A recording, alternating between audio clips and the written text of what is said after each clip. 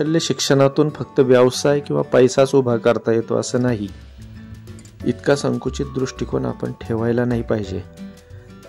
कौशल्य शिक्षणातून आपण आनंदही निर्माण करू शकतो. आनंदातून सहजीवन विकसित होत जाते. विशेषतः सौंदर्यवृद्धीसाठी शिकली जाणारी कौशल्ये, मग त्यामध्ये मेकअप करणे असेल, मेहंदी, रांगोळी, ज्वेलरी, अशा अनेक प्रकारच्या कौशल्यांच्या माध्यमातून आपण मुलांना तो जीवनातला आनंद घ्यायला शिकवू शकतो.